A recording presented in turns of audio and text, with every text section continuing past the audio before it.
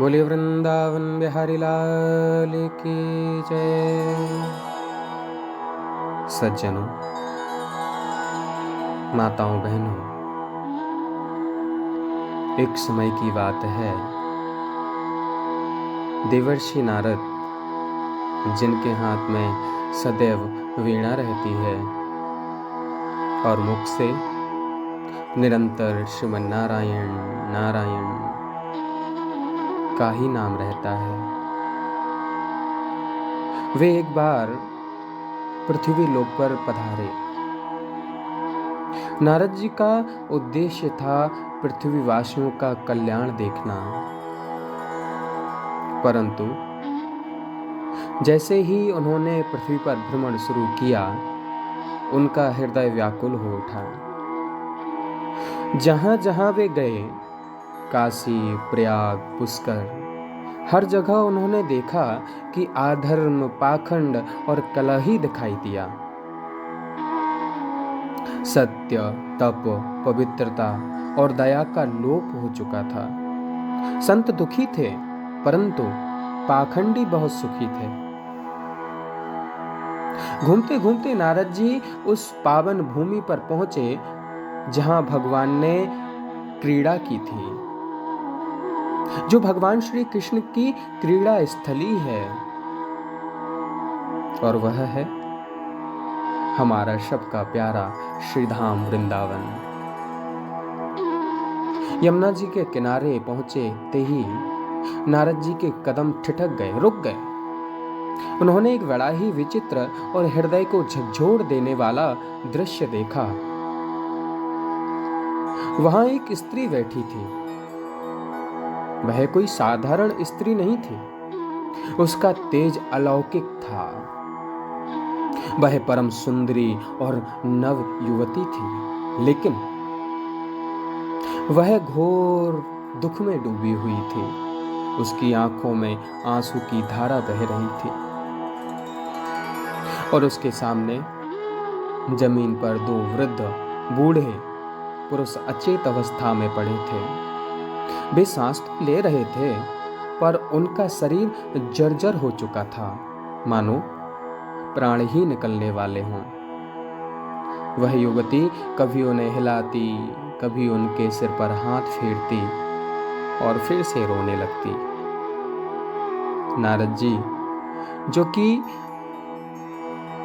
एक संत हैं, कहते भी हैं ना, संत हृदय नवनीत समाना। संतों का हृदय बड़ा ही कोमल होता है। किसी को कष्ट में और दुख में देख करके वो अपना मुख नहीं फेर सकते। नारद जी, जो कि परोपकारी हैं, उनसे यह देखा ना गया। वे पास गए और पूछा,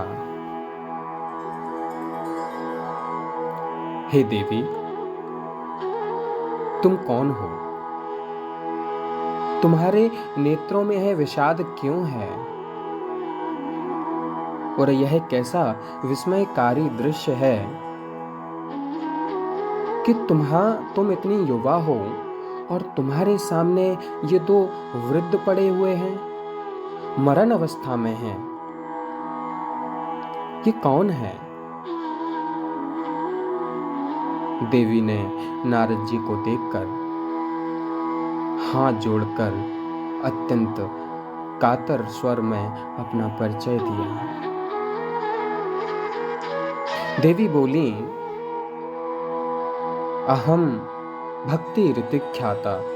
हे मुनीश्वर, मेरा नाम भक्ति है, और ये जो जमीन पर अचेत अवस्था में पड़े हैं, ये मेरे दो पुत्र हैं।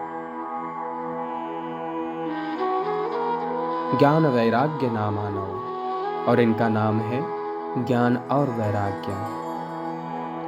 मेरी अवस्था सुनिए प्रभु। मेरा जन्म द्रविड़ देश दक्षिण भारत में हुआ। मैं कर्नाटक में बड़ी हुई, महाराष्ट्र में मुझे सम्मान मिला, लेकिन जैसे ही मैं गुजरात की ओर बढ़ी, वहां घोर कलयुग के प्रभाव से मैं और मेरे दोनों पुत्र बूढ़े हो गए। हम तीनों शक्तिहीन हो गए। परंतु जैसे ही मैं श्री राम वृंदावन की सीमा में प्रवेश किया, एक चमत्कार हुआ।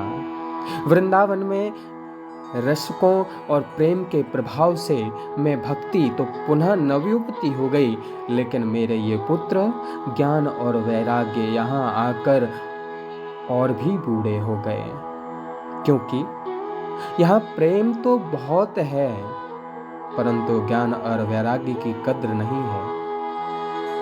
अब मैं युवा माँ इन बूढ़े बेटों को लेकर के कहाँ जाऊं? मेरे सुख का क्या अर्थ जब मेरे पुत्र ही मर रहे हैं? नारद जी का हृदय भर आया। उन्होंने भक्ति को ढाढ़स बंधाया, सांत्वना दी। देवी, चिंता मत करो, मैं अभी इन्हें जगा देता हूँ। नारद जी ने उन दोनों के कान में जोर जोर से वेदों का पाठ किया, उपनिषदों का मंत्र उच्चारे और गीता का पाठ सुनाया। गीता पाठिर मुहुर्मुहु, गीता का तो बार बार पाठ सुनाया। परिणाम क्या हुआ?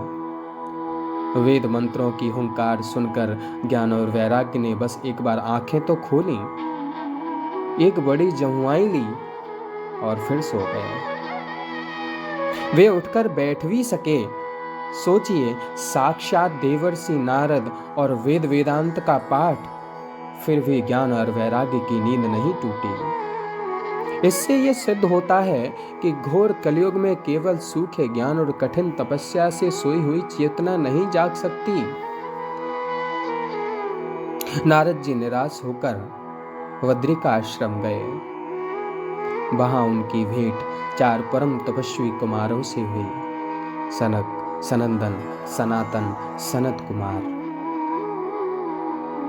नारद जी ने अपनी समस्या बताई। मैंने वेद सुना दिए, गीता सुना दी, पर ज्ञान वैराग्य नहीं जागे प्रभु।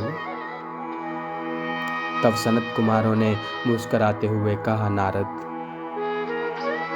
तुमने जो किया वह उचित था, लेकिन पर्याप्त नहीं था। एक विचार करो कि दूध से घी निकलता है, लेकिन दूध पीने से घी का स्वाद नहीं आता, उसे मथना पड़ता है।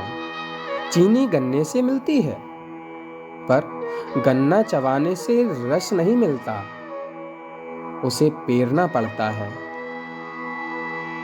उसी प्रकार वेद और उपनिषद कल्प वृक्ष हैं और श्रीमद् भागवत उस वृक्ष का पका हुआ फल, रसीला, बिना छिलके और गुठली वाला फल है। निगम कल्पतरो रिगल्तम फलम। जो रस फल में है वह जड़ या तने अर्थात वेदों में नहीं मिल सकता। तुम उनके लिए श्रीमद् भागवत महायज्ञ का साप्ताहिक आयोजन करो। हरिद्वार के आनंद तट पर विशाल सभा जुटी। सुखदेव जी व्यास गद्दी पर विराजे और जैसे ही श्रीमद् भागवत कथा आरंभ हुई, प्रथम स्कंद, द्वितीय स्कंद, कथा का रस जैसे जैसे प्रभावित होने लगा, वातावरण में दिव्यता छाने लगी और फिर कथा के बीच एक अद्भुत घटना घटी। सभी के मध्य में हरि बोल की ध्वनि गूंजने लगी। सबने देखा कि वह भक्ति मैया अपने दोनों पुत्रों ज्ञान और वैराग्य के साथ नाचती हुई आ रही हैं। जो ज्ञान और वैराग्य कल तक उठ नहीं पा रहे थे, वे आज भागवत के प्रभाव से 16 वर्ष के किशोर होकर हाथ में करताल लेकर भगवान के प्रेम में उत्मन्न होकर नृत्य कर रहे हैं।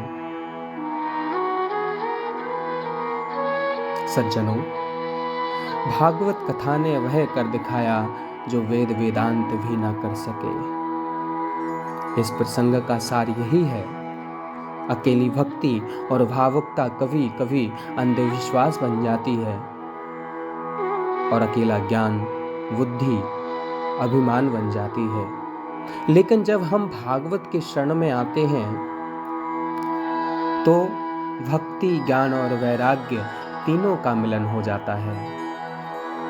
भगवान ने उसी समय भक्ति को वरदान दिया है। भक्ति कलयुग में अधर्म का बोलबाला होगा, लेकिन जो प्राणी श्रीमद् भागवत की कथा सुनेगा या गाएगा, तुम अपने दोनों पुत्र ज्ञान और वैराग्य के साथ सदैव उसके हृदय में निवास करना।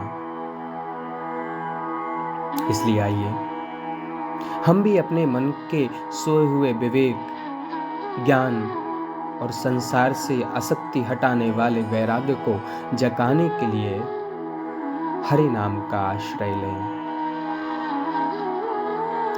श्री कृष्ण गोविंद हरे मुरारी,